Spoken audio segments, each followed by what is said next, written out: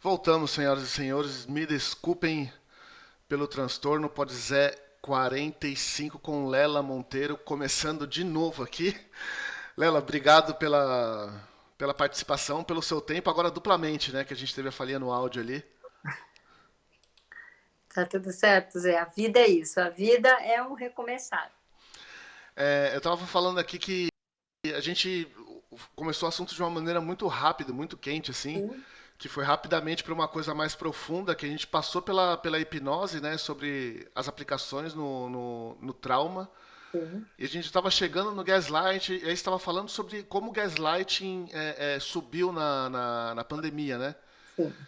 E eu consigo imaginar o porquê, tipo, já tendo vivido com uma pessoa que precisa disso para se alimentar de você, o gaslight é praticamente uma forma de se alimentar da sua psique ali, né?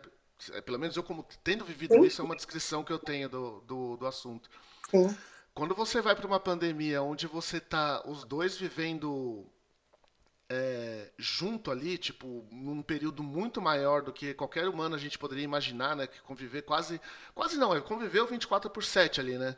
Sim, Ali é um terreno perfeito pro gaslighting, porque você pode fazer a pessoa ficar, tipo, duvidando dela mesma o tempo inteiro ao longo do dia. sim. É muito grave isso, né? É, tem um filme, é um clássico do Gaslight, que até o título é Gaslight, né? Acho que é 1944, é um filme preto e branco, Uhum, e o cara ele faz o tempo todo com ela, que é o clássico, mas achei importantíssimo você trazer que homens também sofrem gaslight. Eu gosto também de falar que homem também sofre abuso, homem também tem relações terríveis. E eu tenho contato não só com pacientes, mas com pessoas, pelo que a gente, além de ser profissional, a gente vive.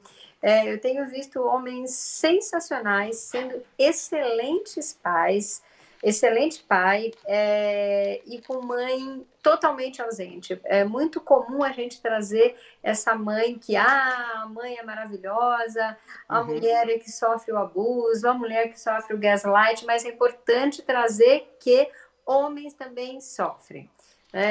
Talvez numa proporção menor, numa denúncia menor, mas é importante a gente trazer esse olhar pro masculino também. Até porque assim, a única maneira de você se defender do abuso, eu aprendi na prática, é você se isolando dele, se cortando qualquer tipo de convívio, de contato, né? Só que você só consegue fazer isso a partir do momento que você consegue reconhecer que isso está acontecendo. Sim. Antes de reconhecer, não tem como, né? Porque você tá naquele ciclo pesado de falar, não, mas a pessoa não é tão ruim assim. Ela tá numa fase ruim, vai passar. Aí tem a síndrome do resgatador, que quer ficar junto ali porque acha que consegue trazer a pessoa de volta para um nível de honestidade, né? Que eu Sim. acho que a pessoa que pratica o gaslighting e todas essas formas de abusos psicológicos, né?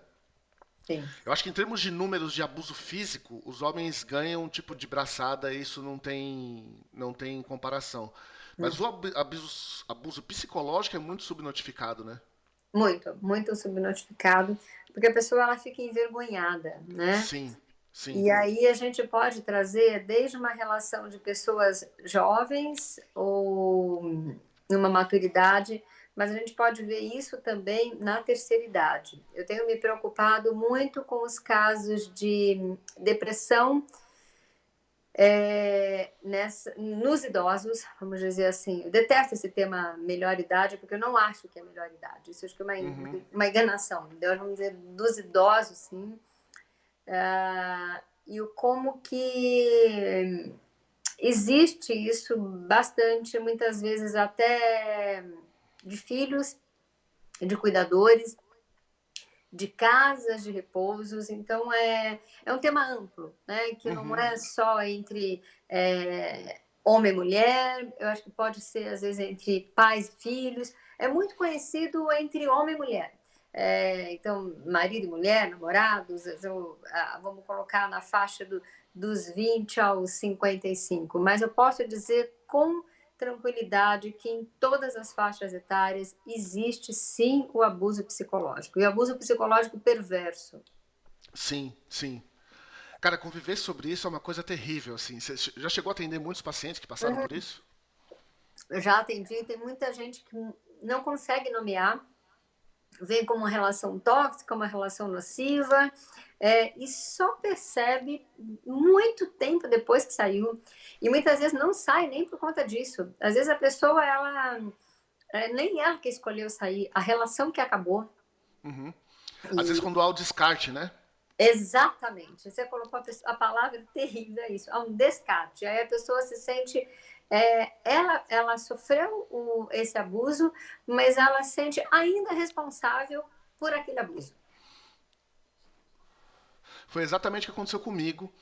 E assim, eu só consegui entender o que estava acontecendo, tipo, depois de ler muito.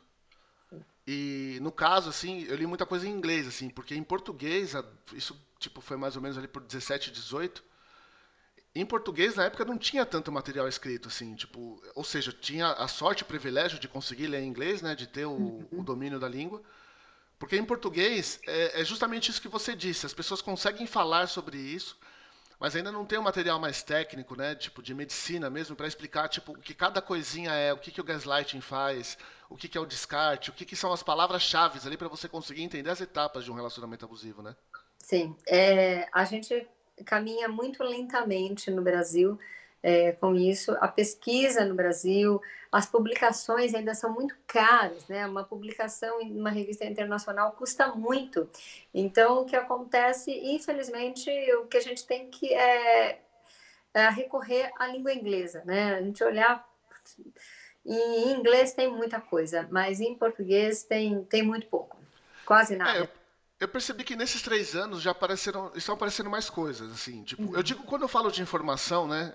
Como eu sou um pouco mais curioso que a média, eu acho, e eu queria me livrar disso, porque a partir do momento que eu recebi o diagnóstico do TEPT, uhum, é aquela coisa, aí você tem uma chancela de um médico falando, ó, cara, tu não tá legal, e aí explica o porquê e tudo mais, né? uhum. Eu fui ler para saber o que era, né? Então eu tive a curiosidade de ler inglês. Assim, muito da curiosidade do leigo, né, do paciente, vai vir de, sei lá, de página de Facebook, vai vir de grupos de Facebook e tudo mais, né? Nos grupos em inglês vem uma informação tipo um pouco mais completa, mas o brasileiro parece que está começando a melhorar também, assim. Já estão surgindo alguns grupos legais, assim, onde as pessoas conseguem falar sobre isso diariamente. Você trouxe uma coisa importante. As publicações cresceram muito pouco em termos percentuais, mas tem um serviço muito legal que são os grupos do Facebook. Eu falo que o Facebook ele deixou de ser uma rede social para serem grupos de interesses em comuns. Então esses grupos, os fóruns são muito ricos e quando a gente faz uma busca com hashtag, o algoritmo te entrega mais daquele assunto. Uhum. Então é muito interessante. É quase que um Google numa rede social ali te entregando sempre do assunto. É importante, sim. É importante você se sentir, até para a pessoa não sentir que ela é única, né? Que tem muita gente na mesma situação e com ela para ajudar, né? Que tem um processo de autoajuda e desse coletivo junto. Nossa, isso pra mim foi fundamental, exatamente, perceber que eu não era o único, tipo, de você ver uma história e falar, cara, mas olha, isso é igualzinho o que aconteceu comigo. E aí quando você passa lá para a centésima história, tipo, pra mim, assim, o que aconteceu de falar assim, pô, eu não sou o único, me abriu a cabeça pra saber que dali dava pra melhorar, que eu acho que às Perfeito. vezes é uma dificuldade grande do paciente que passa por isso, tipo, dele não entender que dali ele pode melhorar muito. Uhum. Você trouxe um ponto, quando a gente estava falando agora há pouco da hipnose, do processo da hipnose, eu acho Uhum, que isso é um ponto que muitas vezes a gente precisa trazer. Eu falo que fazer terapia não é só olhar para o problema, mas a resolução do problema é qual o passo seguinte, né? uhum. Então, é esse passo seguinte de você trazer é, oportunidades, né? Criar possibilidades junto com essa pessoa que você está acompanhando. Saber que é possível continuar, é possível recriar e é possível sim viver o conto de fada, que existem sim relacionamentos saudáveis, prazerosos, de troca, de relações que são baseadas numa reciprocidade.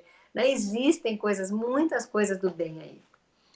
Não, existe, existe, e, cara, eu sou prova viva disso hoje, assim, tipo, estar num relacionamento onde há diálogo, onde há respeito, onde há consideração pelo que o outro fala, Aí tá tranquilo, aí já é o próprio conto de fada, né? Especialmente para quem vive esse inferno, né? Se usar uma palavra forte, mas a sensação que eu tinha, né? A gente tava vivendo no inferno, que todo dia tinha uma discussão, todo dia tinha um estresse, e essa coisa de você viver com medo, né?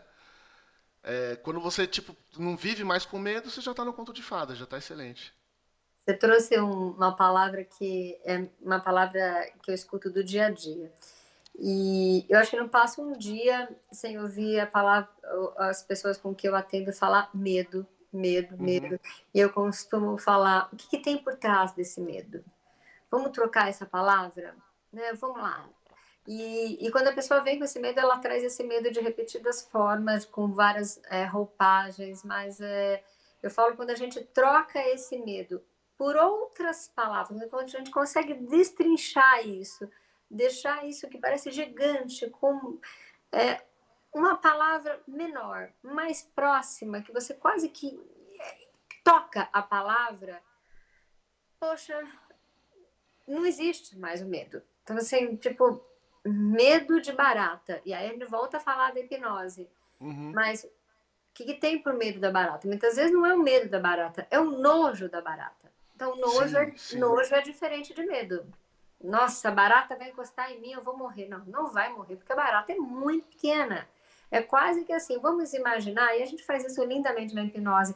A barata na sua mão, a pessoa vai dizendo, calma, vamos lá, vamos descrever essa barata.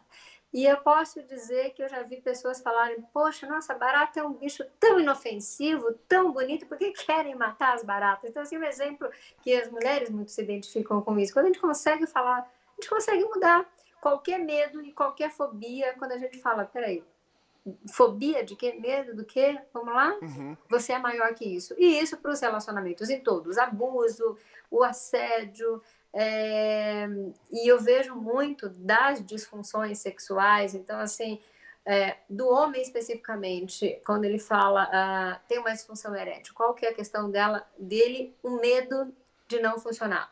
Da mulher que não chega ao orgasmo, o medo de não satisfazer o parceiro, que eu acho que é Uhum. um dos piores, né? Não é nem de não sentir prazer. Então é sempre essa questão de que não sou capaz. Quando você fala, por que não? Por que o outro? Está dentro de você. Vamos brincar? Vamos se permitir? Vamos baixar a barreira? Vamos trabalhar um pouco mais na leveza, na diversão, sem expectativa. Aí as coisas acontecem e ficam mais leves. Como você, logo no comecinho do programa, aqueles 5 minutos iniciais ali. Aliás, você tá tomando gin hoje? Pois é, tô. Tá maravilhoso esse Ah, copo. que bom!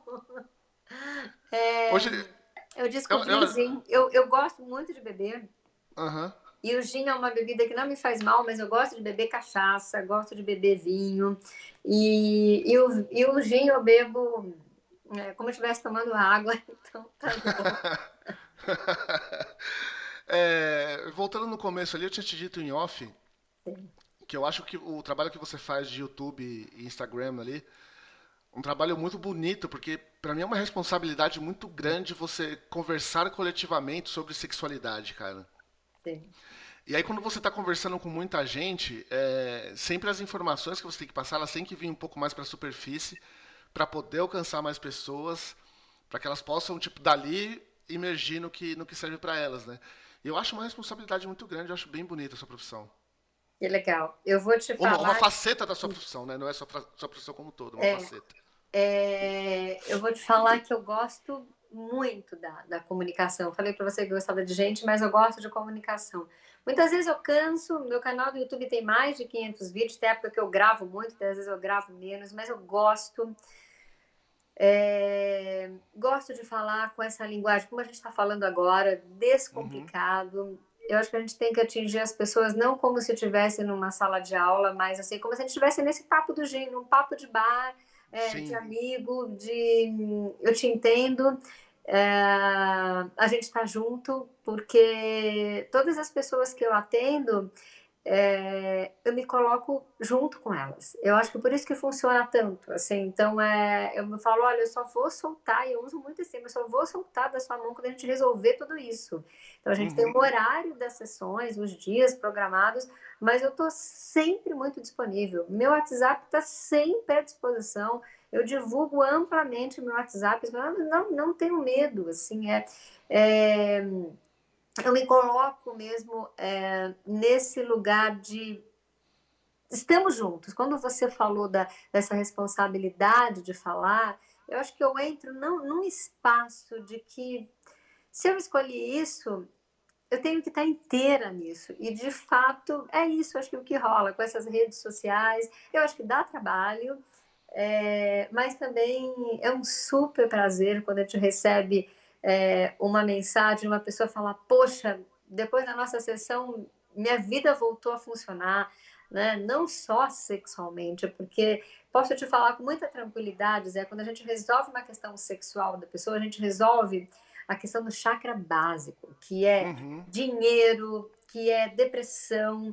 Quando a gente aterra essa pessoa no chão, que é o primeiro e segundo chakra, ela se conecta com essa existência e começa a sair de um lugar tão aéreo e fala: vamos lá, pé no chão, próximo passo. E a pessoa começa a partir daí, resolvida sexualmente, ela começa a escolher melhor, porque ela vai depois para o terceiro chakra, que é o plexo solar, ela vai funcionar de gestão melhor. Aí depois ela vai resolver a parte cardíaca, o que ela sente, como ela se expressa, o laríngeo, e aí como ela elabora o mental até o espiritual. Então, para mim, como sexóloga, falar de sexualidade é falar de saúde básica, é falar de Uhum. saúde integral. Então, estamos resolvidos sexualmente, podemos pensar em pagar a conta.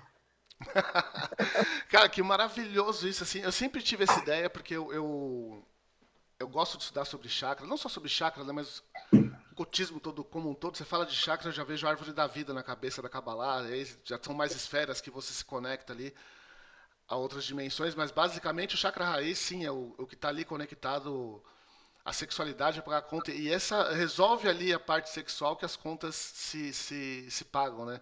Cara, é maravilhoso isso, assim. Eu acho que talvez a gente acabou entrando num papo mais profundo, que quem de fora talvez ouça, assim, tipo, falar, ah, como assim, resolve o sexo e a conta tá paga, né? Mas é mais ou menos esse o caminho mesmo, né? É, como que é isso, né? Quando a gente resolve o sexo, a gente tira, eu acho que um grande fantasma é, que assombra a maioria da humanidade, não só dos brasileiros, da humanidade. E quando a gente relaxa e sai desse lugar de medos mesmo, a gente tem uma energia criativa. E o dinheiro vem pela energia criativa. O dinheiro vem pela diversão. Quando eu falo pela diversão, é fora da tensão, o oposto da tensão. Quando eu relaxo, eu me divirto, eu falo, vamos fazer isso só por brincadeira. As coisas funcionam, né? Não estou Uhum. pesada, né? As conexões acontecem. Então é um pouco disso. Quando as pessoas falam, puxa, mas né, a grana não vem para mim, mas o quanto que você não está convidando ela para vir para você? Quando você está pensando só em pagar a conta, como que seria criar o dinheiro? Porque o dinheiro é uma energia, assim como a Uhum. sexualidade é uma energia. Concordo plenamente. A Luana Silva aqui tá dizendo, Lela maravilhosa, melhor terapeuta. Cara, não fiz terapeuta com a Lela, mas hei de convir que pelo menos nas ideias aqui, tipo, a gente foi de encontro a muita coisa em Então, comum, cara. Muito, fico muito, muito feliz. bom esse bate-papo. Como começou essa. Onde que você sentiu esse, se é que posso dizer assim, mas esse chamado ali pra ir se comunicar com o público e tudo mais? Você tava falando que são 29 anos. 29 anos de carreira.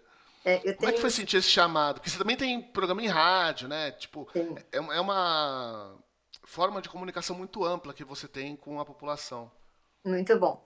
É, eu tenho 51 anos e eu acho que você usou uma palavra, eu não gosto de usar muito chamado, mas eu acho que é meio um chamado, eu acho que não foi nem Uhum, racional, vou fazer isso por conta daquilo. As coisas foram acontecendo e eu acho que eu fui abraçando.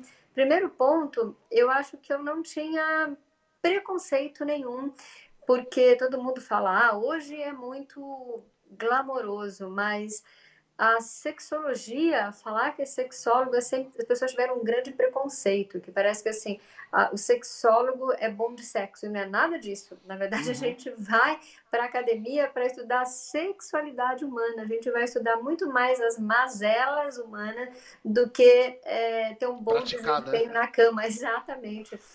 E, então, mas tem uma grande confusão até na fantasia das pessoas em cima do tema. Eu abracei uma oportunidade, né, lá atrás da Rádio Globo, eu fui sexóloga da Rádio Globo por muitos anos, por uma felicidade eu tinha 4 horários semanais, então 2 de manhã, logo depois do Padre Marcelo, e 2 à noite depois do futebol. Então foi uma época de muita audiência, e a partir daí eu fui para outras rádios, eu estou na Rádio Capital, que também é uma rádio AM, e na rádio eu percebi que eu gosto de falar desse jeito, sabe assim, fora da universidade. Eu gosto de falar com gente simples, e isso me deu um empoderamento, uma palavra tão batida. Uhum, E a rádio, principalmente a rádio AM, me colocava num lugar, de fato, eu acho que era a maior prova se eu tinha um talento, um dom, uma missão, uma dedicação, porque era sempre programas ao vivo, não tinha um tema estabelecido, e eu comecei a me jogar. Assim, muitas vezes eu fazia o programa, depois foi tendo live, na época não tinha live, muitas vezes eu fazia o programa de olhos fechados, quase como se eu tivesse canalizando, sabe? E aquilo foi crescendo de um jeito que eu falei, cara, eu acho que eu tenho dom para isso. Mas eu vou falar que o maior dom é a gente aprender a ouvir e ser um canal para ajudar o outro que está do outro lado. Acho que essa é a grande questão. Eu fiz várias formações, eu tenho uma formação muito extensa, uhum. principalmente na área da sexualidade, mas não só da sexualidade, eu nunca deixei de estudar, de me formar. Sempre trabalhei desde muito nova e estamos aqui aceitando todos os desafios. Aprendemos a recriar na pandemia desde o ano passado, de março do ano passado. Eu comecei a abrir atendimentos sociais, Uhum. não parei de atender um dia. O online me cansa muito, eu gosto muito do real, do presencial ali, mas também aprendi a trabalhar no online em todas as plataformas, do jeito que for, no horário que for, atendendo gente do Brasil, de fora do Brasil. E eu vivo hoje do meu trabalho de consultório, mais do que qualquer outra coisa. Tem muita gente que faz curso online, que é palestra, que é patrocinador, tudo isso, Uhum. claro que ajuda, mas o que paga minhas contas, o que me inspira é ajudar as pessoas de fato a resolverem os seus traumas e voltarem a ser felizes. Cara, a pandemia, ela aumentou então drasticamente o seu trabalho. Ah, muito, muito. Infelizmente, eu vou dizer que as pessoas não que adoeceram, mas que veio à tona alguma coisa que estaria ali. Eu não acho que a pandemia ela trouxe uma coisa que não existiria na pessoa, não. Acho que existiria em Uhum. algum momento. Eu acho que só encurtou. Acelerou bastante o Sim, processo, né? acelerou bastante o processo, mas eu vejo por que eu comecei a trabalhar muito na pandemia. Um amigo me falou isso outro dia, ele falou, Lela, porque primeiro que você se dispôs desde o início, e assim, eu não Uhum. deixei de atender ninguém. Quem perdia emprego continuava atendendo, a gente negociava, via, dava reembolso, eu não deixei ninguém na mão, em momento algum. Eu me cuidei muito também para eu não me deprimir. Então, porque todo Sim. mundo teve perdas no caminho, assim como eu tive. É, enfim, eu acho que é um conjunto de questões de você olhar, de você não se apavorar com isso, de você estar ali. E eu sempre, Zé, eu sempre plantei, sabe assim? Eu sempre, se você falar, Lela, vai estar uma coisa, topo, sabe assim? Vamos lá. Vamos fazer uma coisa amanhã. Eu sempre fui muito incansável. Vamos fazer Uhum. aqui, ali, blá, blá, blá. E até me surpreendeu a pandemia, porque eu sempre fui hiperativa, de ir para lá, ia para cá, ia para lá, ia para cá.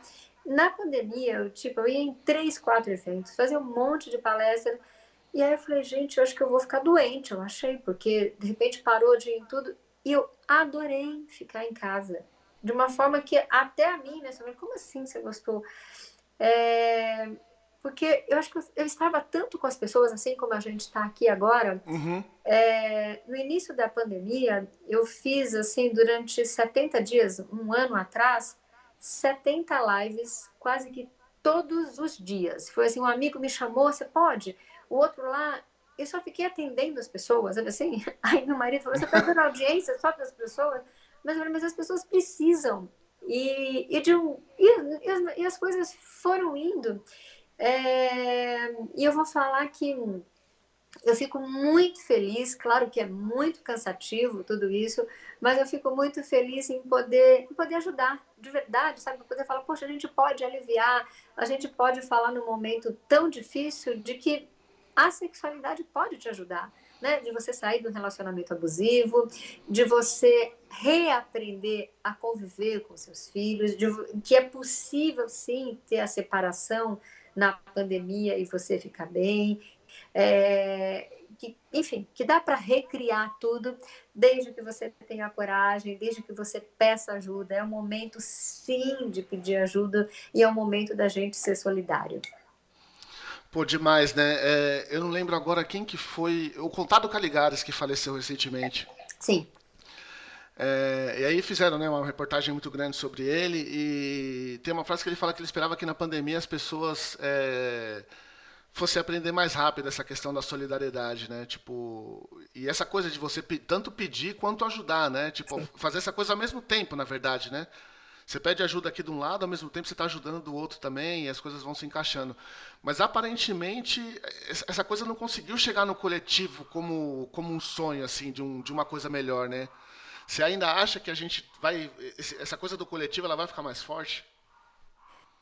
Eu não sei se todo mundo vai junto, mas eu acho que enquanto eu tiver.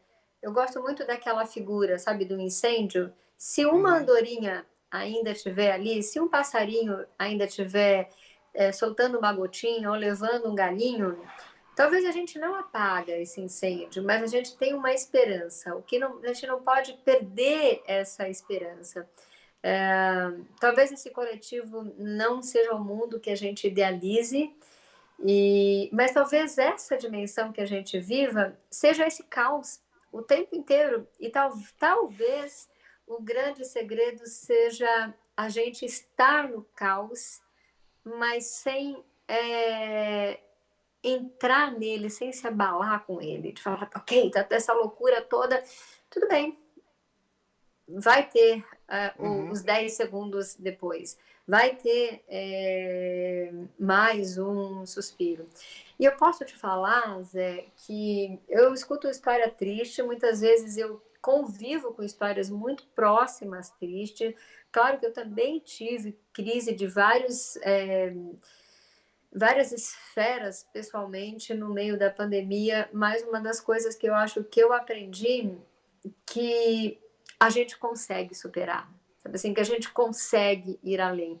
E eu falo muito para o meu filho, filho, se ainda não deu tudo certo é porque não chegou no fim. Porque no fim as coisas vão dar certo. Por mais que a gente não ache que esse seja o certo, elas vão encaminhar. Né? Então, assim, a gente não pode deixar de andar de bicicleta. É aquela coisa, se a gente parar, se a gente for pensar como que anda de bicicleta, a gente vai tropeçar. Mas se você subir na bicicleta e continuar, você vai ver, poxa, você aprendeu a andar de bicicleta uma vez, você não vai esquecer nunca. Mas se você duvidar que você sabe e você parar e você deixar o medo ser maior que você, você vai. Não Uhum. vai para lugar nenhum. Então, sigam, né? Sigam que vai dar certo. De alguma forma, não sei se o coletivo, mas a gente não pode perder essa esperança que a gente pode ser essa andorinha. Então, eu acho muito bacana esse comprometimento, na verdade, né? Eu ia falar disposição, mas acho que a palavra correta é comprometimento que você Sim. tem com o seu trabalho. Porque aí tudo bem, aí eu vejo uma andorinha que está fazendo esse trabalho, né? Tipo, só de fora conversando aqui já dá um pouco dessa esperança.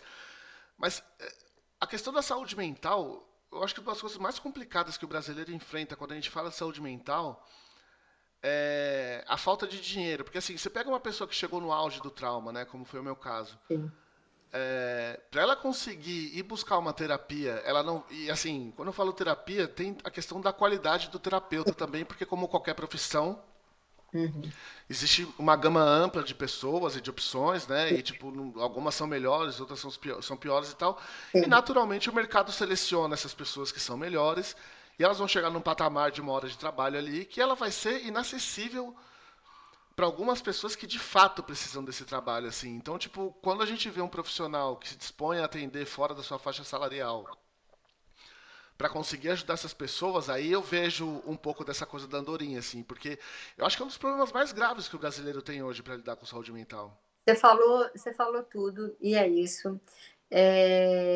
Eu tenho um valor que eu cobro, mas eu posso dizer, nesses 29 anos, eu nunca deixei de atender ninguém por questão econômica. Ninguém. Então, se a pessoa fala, posso pagar o que ela puder pagar, porque o meu compromisso não é com dinheiro. O meu compromisso é com o ser humano. Então, acho que esse é o primeiro ponto. E quando a gente começa a falar isso repetidas vezes, a gente começa a inspirar as pessoas que estão ouvindo. Mas eu acho que um apelo para quem está nos ouvindo e está na situação que você falou. Todo paciente que eu atendo, estresse pós-traumático, depressão, crise de ansiedade, pânico, enfim, até questões aí de tentativas de suicídio, eu falo três coisas são importantes, não é só a terapia. A terapia barra medicação, seja o que for, seja alopático, Uhum, fitoterápico, floral, o que for, alguma coisa, terapia barra medicação, principalmente vai no estado grave. Atividade física, seja ela pôr um tênis no pé e correr na rua, andar com o cachorro, fazer o que for, atividade precisa fazer nível químico no corpo. Terceira, a pessoa ela precisa meditar. Meditar é aquela coisa dela parar alguns segundos. Ah, eu não sei meditar. Tem várias formas de meditar. uhum, Não precisa ser aquela meditação clássica. Pode ser meditar, rezar, ajudar alguém que está precisando, coisas simples, olhar para a dor do outro também. Então, quando eu consigo trabalhar um pouquinho isso, e isso é todo dia. Então, todo dia eu vou fazer uma atividade aeróbica, querendo ou não. Às vezes eu falo para o paciente que eu atendo, sai na rua de pijama. Sabe assim? Não tem problema. Você tem que sair, tem que andar. Tô sem vontade, tem que fazer. Não tem um lugar para andar, faz uma flexão no chão. Não pensa nem para fazer, tem que ir. E nisso, quando a gente falou dessas três pilares, quando eu falei da meditação, para, respira e conecta com a sua essência e com a sua intenção pura que vai aparecer. Isso eu posso te falar de muitos exemplos. Assim, conecta que você precisa de um profissional de qualidade. É impressionante muitos depoimentos que eu tenho que a pessoa ela chega até você. Então, assim, a pessoa uhum. aparece, né?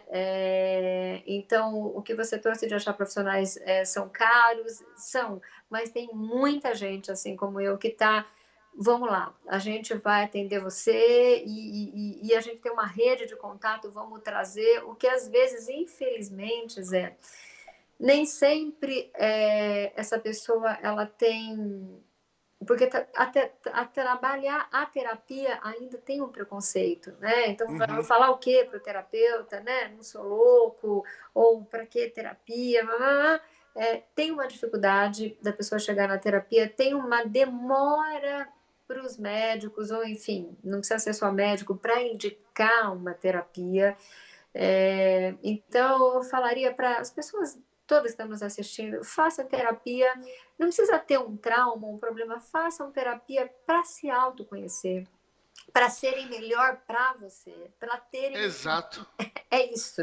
Eu queria chegar nesse ponto aí. Você tinha me pedido uns 40 minutos, né? A gente teve que ir lá, já são 10 para as 10, né? Então, Sim, já para a gente encaminhar para uma finalização da nossa conversa aqui. sim. Mas eu vou te esperar de novo, porque foi muito curtinho e você fala muito bem. Eu falo uma coisa e você vai embora, então já te convido aqui para uma segunda vez. Claro, vamos fazer. Eu queria chegar justamente nesse ponto, assim, né? A gente falou bastante hoje sobre trauma, mas a questão da terapia, né? Eu ia te perguntar isso, assim, se nessa coisa da pandemia em relacionamentos saudáveis, ali, se você teve pessoas que procuraram você e falaram assim, ó, não tem nada de errado, mas essa coisa de conviver no 24/7 aqui precisa de uma ajuda para lidar bem com isso. Rolou esse tipo de atendimento também? Sim, sim. Eu sou terapeuta de casal. Eu vou te falar que tem gente que não suporta mais o seu marido, por mais que ame. Tem Uhum. gente que não suporta mais conviver tanto com seus filhos, por mais que ame. 24/7 é muito, é mais que um Big Brother. Sim. Então, é um reality ali. A gente precisa de distrações. A gente precisa olhar outras coisas, a gente precisa de vez em quando sair de casa. Eu falo, não é nem para ficar tomando sol, mas é para olhar o mar, é para olhar uma árvore, não é para festa, nada. É para olhar outro horizonte. O ser humano precisa disso. Porque senão vira aquela coisa de não ter uma novidade, né? Você tá, tipo, convivendo no 24/7, você fala, eu vi aquela coisa, eu vi, eu tava junto. Não tem uma troca, não tem uma coisa que se alimenta, né? Fica ali fechado e tal. E Tem um tem uma comediante americano. rabugice, viu, Zé? E tem uma rabugice, porque quando a gente Me fica fala sobre muito isso. em casa, a rabugice você fica implicando porque a faxineira veio hoje, ainda quando tem faxineira, porque Uhum. deixou desarrumado, porque Ah, entendi. Tipo, você começa né? a ficar. Sim. Implicante, né? Porque o chinelo tem que pôr na entrada, não pode entrar com o chinelo da rua. De repente a pessoa veio com uma compra pesada e entrou com o chinelo na rua. É muita DR o tempo todo. Então, assim, de vez em quando tem que se fazer diamante, né, do seu parceiro, da sua parceira, né? Porque o amante não vê problema. De vez em quando tem que sair do lugar da mãe ou do pai chato e ser um pouco mais de boa, porque os adolescentes estão surtados, né? As Sim. crianças estão deprimindo também, porque é, antigamente qualquer coisa desce para brincar com os amiguinhos, agora não tem mais amiguinho, né? A criança não sabe o que é uma videochamada, ela sabe jogar um joguinho, mas Uhum. ela tem vontade de vez em quando de puxar o cabelo da amiguinha, né? De morder o bumbum do coleguinha, né? Desse contato, e não tem A mais isso. interação, né? A interação Isso. infantil ali, tipo, que seria normal. Isso é uma coisa que eu já parei pra pensar, se eu fosse mais novo, o que eu Uhum. estaria, como eu estaria me sentindo nessa pandemia, né? Porque aos 40 anos tem um comediante americano que ele fala uma coisa numa entrevista muito bacana, que a pandemia ela fez as pessoas se encararem de frente com as escolhas que elas fizeram nos últimos tempos, né?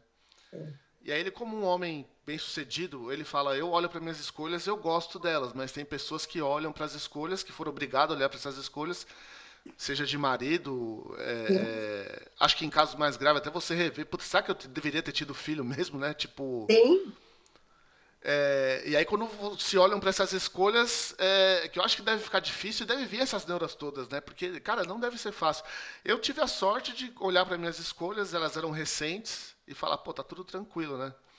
Mas acho que para algumas pessoas isso deve estar sendo um período tipo de você se reconstruir até, né? Mas deve ser um pouco mais doloroso, né? sem dúvida. É um período de muita coragem, né? Eu acho que é de superar os desafios mesmo, mas é possível. Eu acho que as pessoas elas estão aprendendo até quando olham para isso de falar, tá, não é isso, vamos mudar, né? Posso me mudar, posso mudar a situação. Eu acho que é possível, sim, ter essa mudança, mas que isso que você trouxe está acontecendo, né? E agora? O que eu faço com isso? Né? Então, temos que parar de mentir para si mesmo e falar, dá para ficar ou não dá? Exatamente. Né? Sim. Agora tem que ser de verdade. Agora não é mais ensaio. O jogo está valendo. Puta, excelente definição. Ó, pra gente ir pra partir pro encerramento mesmo, tem uma última pergunta aqui da Aninha Galvão. Boa noite. Lela, qual o momento que o casal consegue perceber que precisa de terapia? E como dar esse passo junto? Eu acho que a partir dessa pergunta já é o momento. Quando a gente começa a questionar, é porque alguma coisa está lá intrigando, incomodando. E eu falo que tem duas coisas. A gente pode procurar um terapeuta de casal para que essa relação seja boa, fique melhor ainda, é o tal do apimentar, vamos lá, vamos trabalhar fantasia, quero algo novo, isso é um ponto. E o outro, quando as coisas estão bem trincadas, bem ruins, que está no marasmo, que não tem mais desejo, mas tem a vontade de continuar juntos. Então, assim, eu acho que essas são duas colunas que são bem importantes. Claro que a gente vê muitos casos de traição, mas assim, quer melhorar? Vai procurar um terapeuta que a gente tem muitos recursos aí para os dois se ouvir. O terapeuta nada mais é que uma pessoa neutra, né? E o terapeuta ele deve ser neutro e imparcial e trazer ferramentas para um e para o outro se melhorarem e viver esse relacionamento da melhor forma, para cada um ser feliz individualmente e ter uma relação feliz junto. E o terapeuta também está ali como um facilitador para falar, ó, né? Tá isso aqui, o que que vocês acham, né? E muitas vezes até de conduzir o processo de uma separação sem tanto trauma, principalmente quando tem filhos, enfim. Mas sentiu no seu coração que precisa, marca um bate-papo. Eu acho que tem que ser encarado assim, não precisa ser igual a sessão de terapia, muitas sessões. A terapia de casal, ela é muito mais direcionada, ela é bem breve e ela é para ou deixar as coisas lindas ou falar o caminho, de repente, mais feliz talvez seja outro. Cara, são muitas aplicações. Lela, muitíssimo obrigado pelo seu tempo. Como eu disse, a gente combina outras vezes. Gostei desse bate-papo mais curto. A gente faz uns temas específicos. Aí o próximo a gente Sim, fala só sobre terapia de casal. combinado. Eu quero te agradecer, Zé. Eu adorei estar aqui com você, com a sua audiência. Obrigada a você, a sua assessoria. Vamos depois tomarmos um café. Se não for real, virtual, a gente pega as taças, o café e vamos Com recriar, certeza. porque o momento é isso, da gente criar novas possibilidades. Muitíssimo obrigado pela presença. Obrigada, gratidão. Gratidão pela oportunidade.